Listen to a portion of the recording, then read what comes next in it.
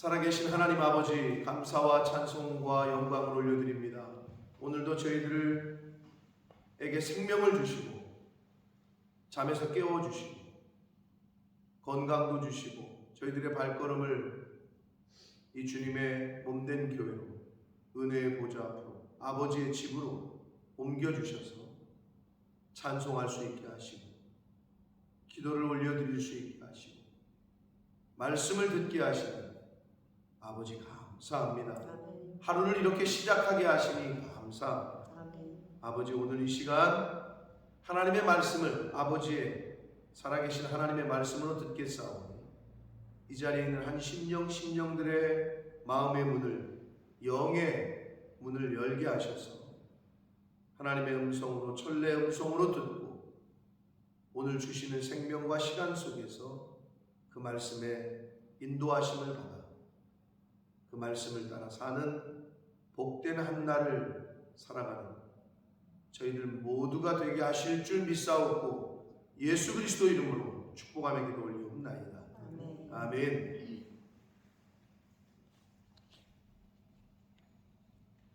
요즘 민주가 새벽 예배를 열심히 나오고 있는데 박미돈 목사님께서 민주가 새벽 예배를 결단하고 나오기로 했다는 소식을 저한테 카톡으로 보내는 게 벌써 2달여간 돼가는 것 같아요. 거의 한 달 반 이상 돼가는 것 같아요. 제가 오면서 그랬어요, 민주한테. 이게 막 날씨가 비도 오고 막 그러는 바람 불고 나와 있더라고. 제가 가니까 야, 넌 오늘 하루를 또 승리한 거다. 일어나서 지금 이렇게 나와 침대를 나와서 나온 것 자체가 승리한 거다.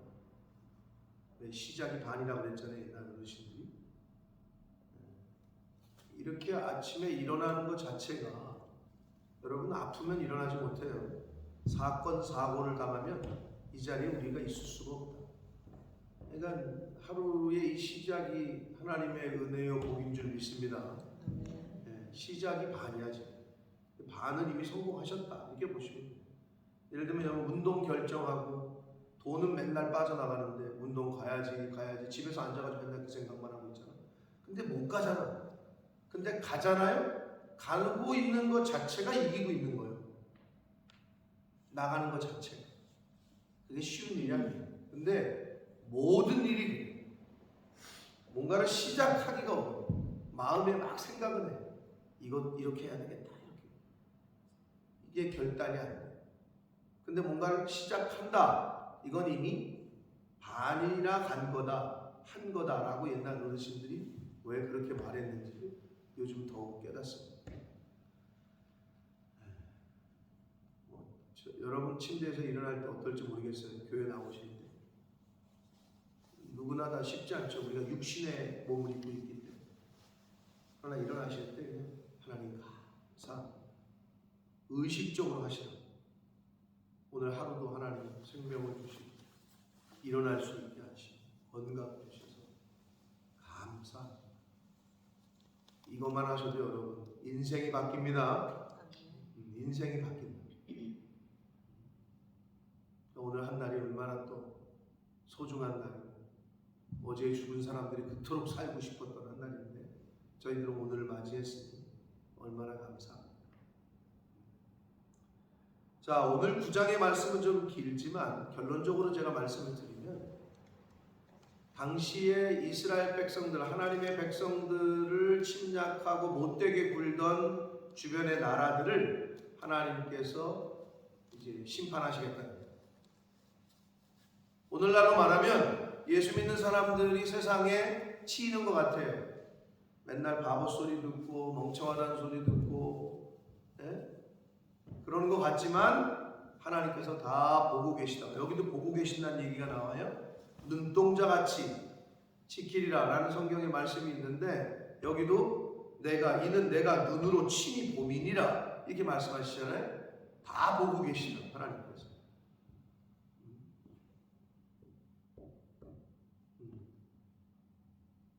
전쟁을 자꾸 이렇게 침략을 당하고 할 때는 하나님이 우리를 버리셨나? 왜 이런 일이 벌어지나? 뭐 이런 생각을 하잖아요. 근데 하나님께서 하나님의 때에 다 갚으신다라는 것을 우리 성경에서 또 역사 속에서 우리의 삶 가운데서도 보게 되는데, 드디어 어제 이제 연락이 왔어요. 어디냐 했더니 아직도 영국이래. 이게 뭔 소리야 했더니 비행기가 이틀째 캔슬이 되면서 저가 항공은 타면 안 되는 게, 그러니까 아수라장이죠. 그래서 첫째 날 월요일 날 캔슬이 됐을 때 밤 비행기였잖아요. 당장 그 다음날 출근해야 되는 사람들은 그냥 캔슬만 받고, 캔슬하고 환불만 받고 바로 히드로로 이동해서 히드로에서 그 비싼 티켓을 끊고 도착해야 그 다음 출근을 하는 거예요. 그러니까 이제 그 프랑스 사람들하고 뭐 이렇게 얘기를 하면서 그런 얘기를 들었다고 얘기를 하더라고요. 그러니까 뭐 스케줄이 다 꼬이는 거니까 사람들이. 아무튼 첫날 못 탔네. 호텔 잡아서 잤어요. 둘째 날 비행기 있다가 좀 갔는데 그것도 캔슬이 또 됐네. 어떻게 할까? 이제 이분들도 가셔야 되기 때문에 알아보니 경유, 네덜란드 경유하는 게 뭐 1,300유로 5명이서 1,300파운드인가? 그게 제일 싸더래. 네덜란드 경유가. 야, 그래서 이걸 어떻게 하나? 뭐 그러다가 그러지 말고 유로스타 알아보자. 그러니까 유로스타가 어제 4시께 있었는데 약 1,200유로인가? 아무튼 근데 이제 비행기 환불 받고 뭐 어쩌고 저쩌고 하면 얼마 조금 더 내는 건 하지만 그래도 그게 빠르겠다 싶어서 간신히 유로스타를 끊고 어제 갔거든요. 수요일날. 근데 이제 어제 통화하면서 느낀 거는 뭐냐? 하나님이 다 예비하셨구나. 우리가 볼 때는 비행기가 캔슬됐으니까 네가티브 아니야. 아이씨 왜 이러지? 그런데 여기 와서도 그 얘기를 했거든요. 데리고 내려오는 날 날씨가 좀 좋으면 좋겠다 했는데 그날 좀 비가 왔어요. 좀 춥고. 근데 그때는 야 우리 요셉의 기도가 크다. 하나님이 바로 들으시는구나. 왜 그러냐면 요셉이가 그 아들이 더운 나라에 있었잖아요. 차안에 뜨겁잖아. 뭐 거긴 겨울도 뭐 덥대니까.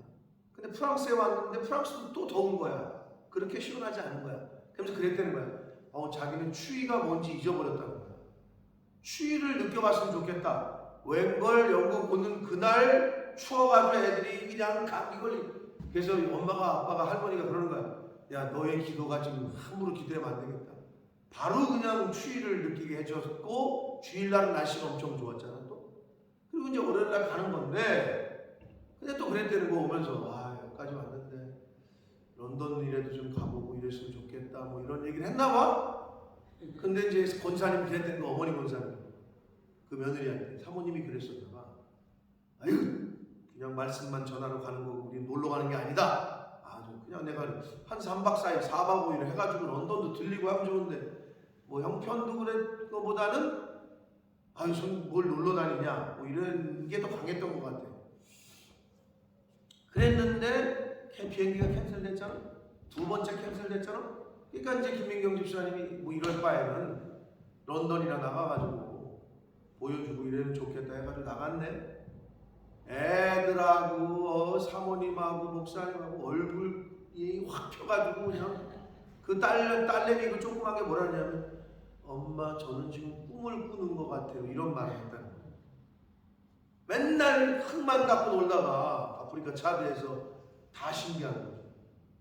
다 신기한 거예요. 그러면서 좋지도 않은 우리 집에 엄마 아빠도 없는데 꼬셔가지고 캠핑하는 거다 보니 엄마 아빠는 여기 있으면 안 된다 해가지고 이틀을 자는데 한 번도 엄마 아빠를 안 찾았거든. 근데 그 딸내미 하는 말이 나중에 자기 여기 살고 싶다.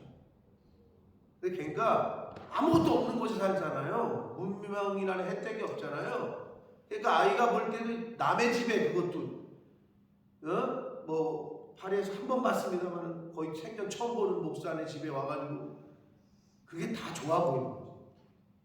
여기 살고 싶다 그랬다는 거예요. 그 얘기를 듣는데 좀 마음이 아프더라고. 근데 결론적으로 뭐냐? 그 권사님도 자신네가 애들이 그렇게 좋아하니까 너무 마음이 좋았다는 거죠. 근데 또 하나님이 왜 예비하셨냐? 뭐 우리 교회에서 이렇게 또 여러분들이 헌신해가지고 한 것도 있지만 마지막에 어떤 분이 이렇게 헌신을 했나봐. 300파운드를. 근데 호텔을 갔는데 카드가 다 안 되는 거예요. 그래서 어떻게 결제를 했는데 그게 디클라인이 됐다고 딱 호텔 앞에서 체크인이 안 되는 거라.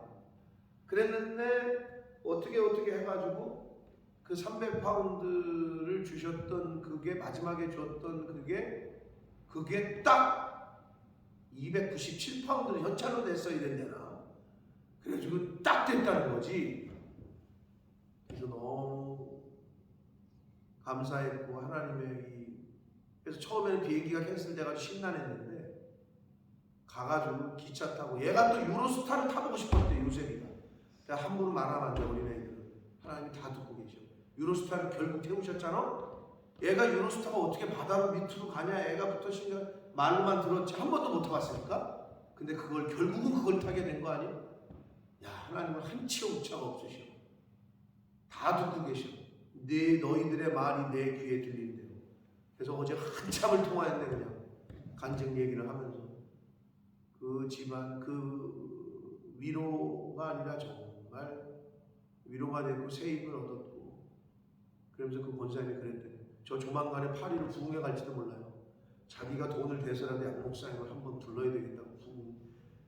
지난번에는 청년들을 대상으로 한 거지만 어른들을 대상으로 좀 부흥의 집회를. 근데 교회가 돈이 없으면 자기가 사비를 들여서라도 목사님을 모셔야 되겠다고 막 그랬다는 거예요.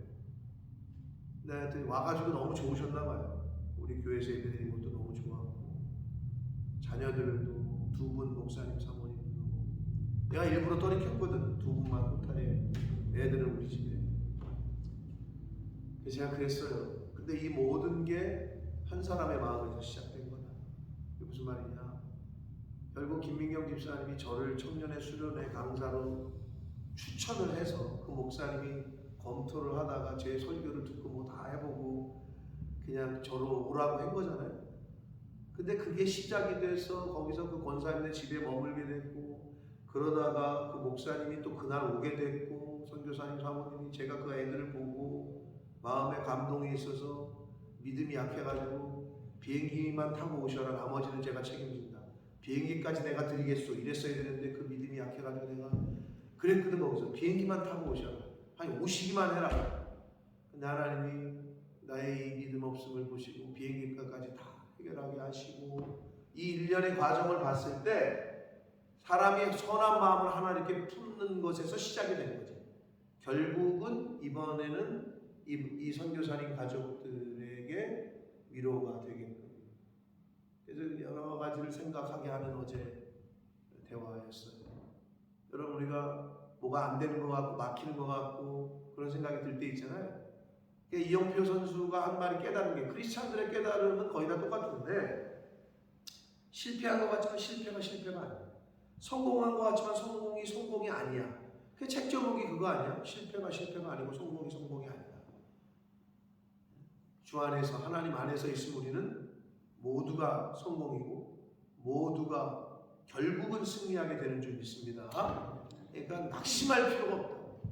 어려움을 만났다고 낙심할 필요도 없고 무슨 환난을 당했다고 저할 필요도 없고 그게 성경에서 우리에게 주시는 메시지예요. 그러니까 범사에 감사하고 항상 기뻐하고 쉬지 말고 기도만 하면 이것이 너희를 향하신 하나님의 뜻이에요. 그러니까 우리를 향하신 하나님의 뜻이 그거니까 우리 그 3가지만 잘하면 됩니다. 아셨죠? 항상 감사하시고 항상 기뻐하고 항상 하나님과 교제하시고 말씀을 통해서 찬송을 통해서 예배를 통해서 그게 기도야. 다 곡조 있는 기도고 그게 기도하는 거야. 그 3가지가 하나님이 우리를 향하신 뜻이에요. 그 3가지만 하시다가 가셔도 그 3가지만 하고 있어도 내 주변이 내 자녀손들이 복을 받습니다. 아멘. 네, 그렇게만 하시면 그게 신앙생활이에요. 자, 전쟁으로 뭐 바벨론이 블레셋이 막 침략을 할 때 이스라엘 백성들은 어떻게 했어요? 야, 이제 뭐 다 죽었구나. 하나님이 우리를 이제 안 돌보시는가 보다 했었잖아. 웬걸 하나님의 때가 되니까 지금 그 얘기는 그거예요. 하드락과 다메섹은 아람이에요. 아람 나라.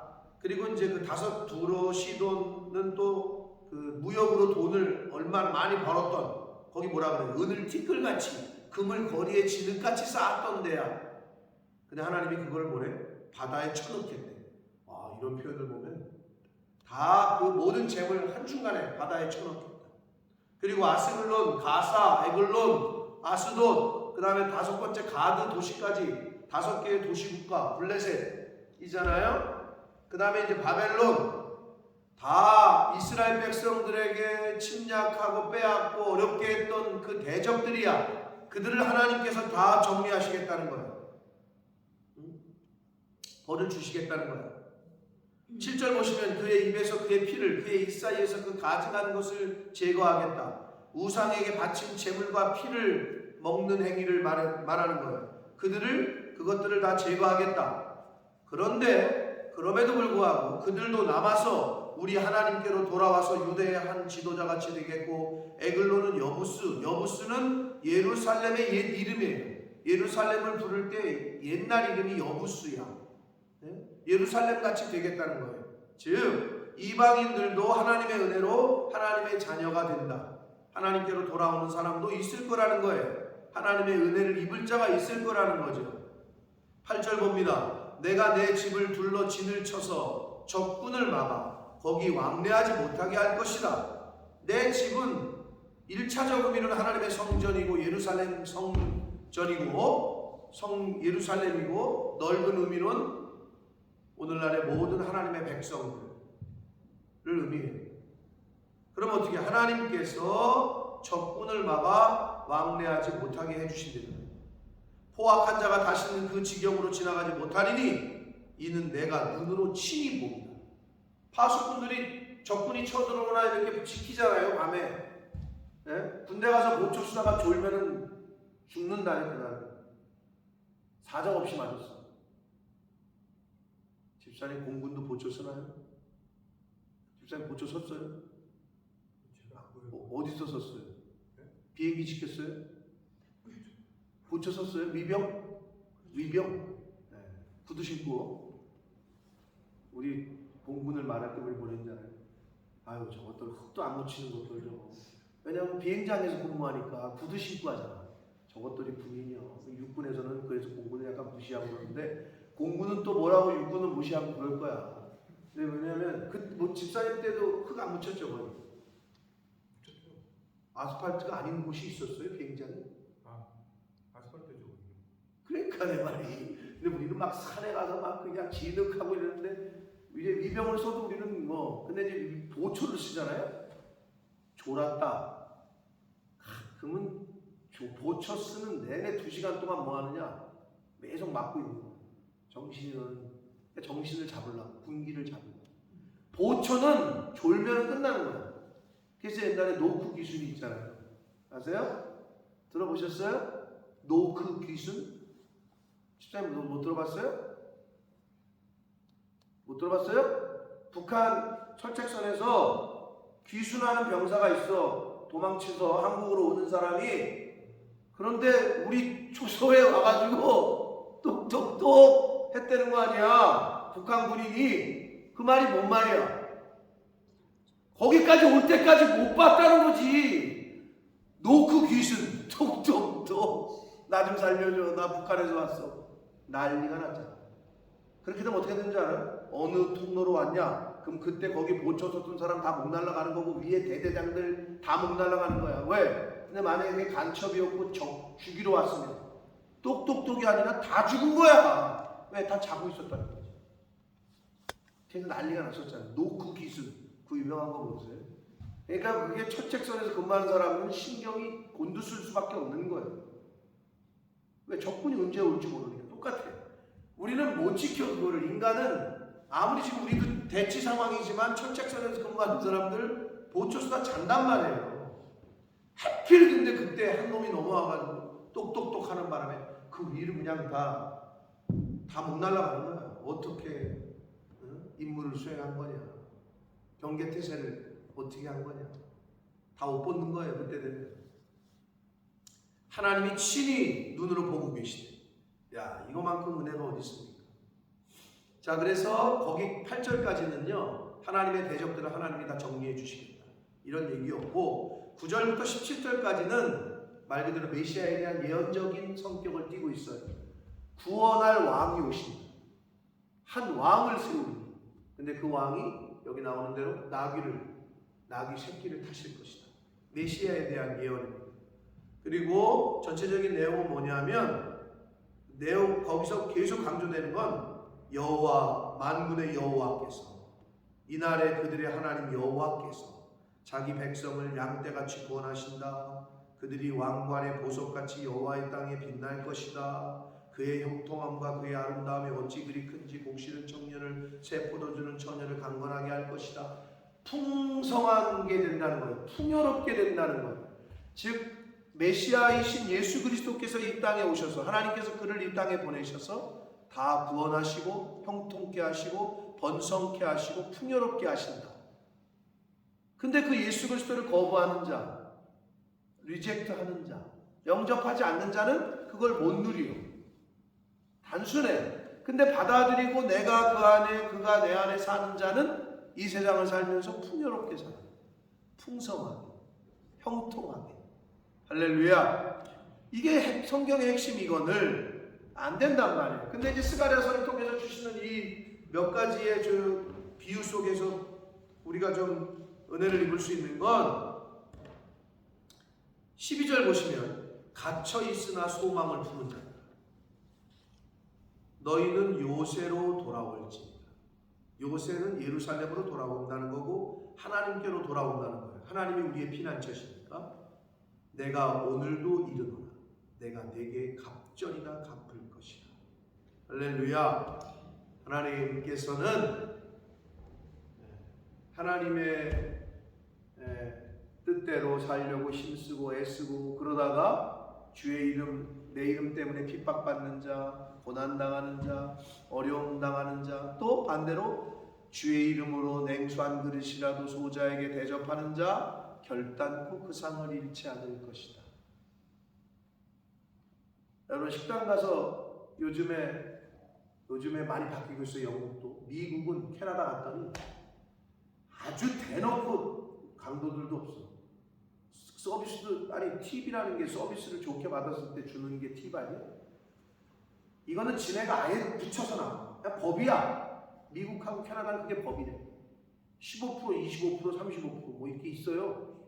그걸 선택하고 하라 그래 또. 그럼 사람이 이 체면 때문에 10%, 15%, 20%인가 이렇게 있거든요. 한 10명 단체로 가잖아요. 단체는 무조건 그 전체 금액의 25%를 팁으로 줘야 돼요. 또 그렇대. 그러니까 100파운드를 먹으면 25파운드를 팁으로 줘야 되고 200파운드를 먹으면 50파운드를 팁으로 줘야 돼요. 그게 법이야. 그러니까 굉장히 기분이 안 좋아.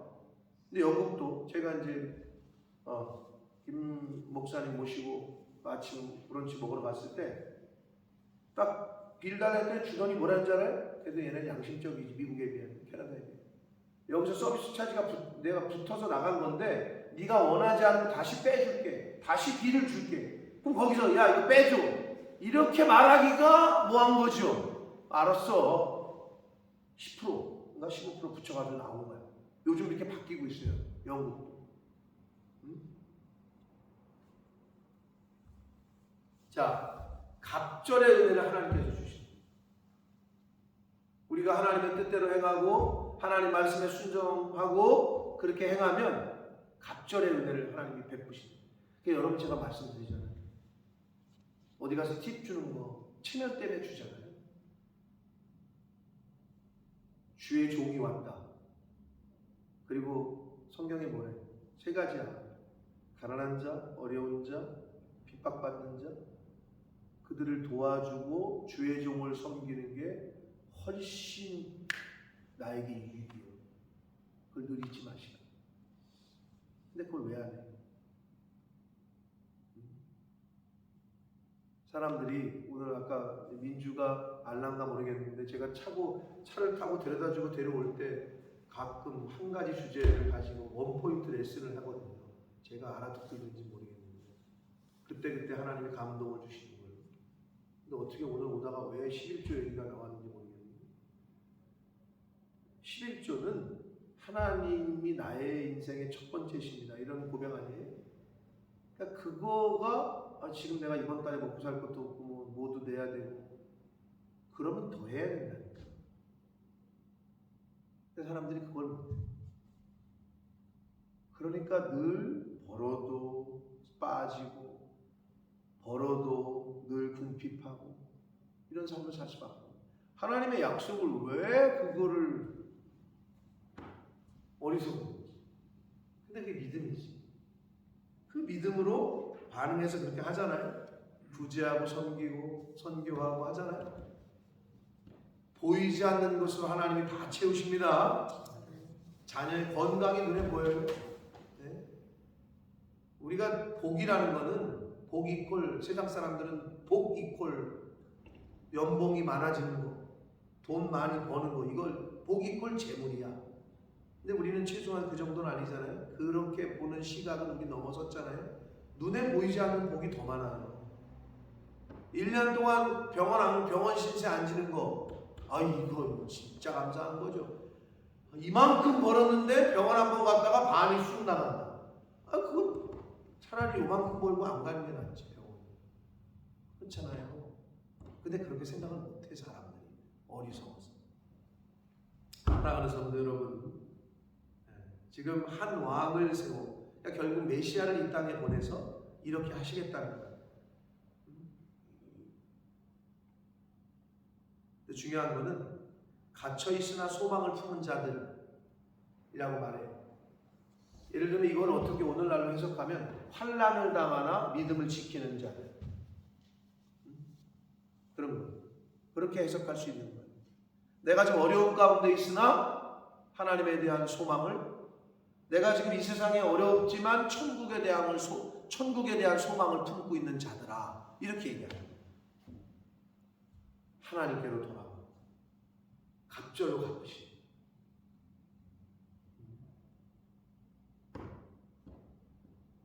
여러분, 우리가 천국에 가서 가는 것으로 복을 받지만 하나님의 뜻대로 사는 자, 당사자가 은혜를 못 받으면 그 자녀들이 복을 받습니다. 하나님의 은혜는 천대까지라는 표현으로 하나님이 그렇게 말씀을 해주셨습니다. 여러분이 정말 말씀에 순종해서 헌신하고 충성하시면 여러분의 자녀손들이 잘 될 수밖에 없어요.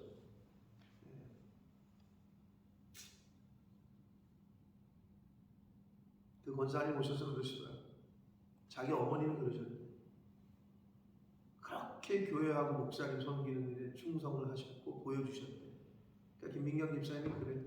그 권사님, 그 선교사님 어머님이 그렇게 누가 와도 그냥 교회에 헌신하고, 그러니까 제가 갔을 때도 뭐 일면식도 없는데 잘 당신의 아파트를 내주셨겠죠. 그러니까 그게 이제 몸에 배에 있는 거죠. 그렇게 제3자가 얘기를 하더라고요. 그러니까 그 자녀들이 복을 받고 잘 되는 것 같다라는 생각이 있고 위로를 얻고 하시는 것 같아요. 여러분, 우리가 인생이 얼마나 남아있는지 우리 모르나 남아있는 인생과 시간 속에서 정말 말씀대로 살다가 가시는 것이 당사자인 나에게도 복이지만 우리가 먼저 갔을 때 남아있는 자녀들, 그들도 저와 여러분이 뿌린 그 씨앗의 열매를 먹게 될 줄 믿습니다. 선을 뿌리셔야 선한 열매를 먹지, 하나님 앞에서 악을 뿌리시면 그 자녀들이 힘들어져요. 그건 뭐와 똑같다 그랬어요?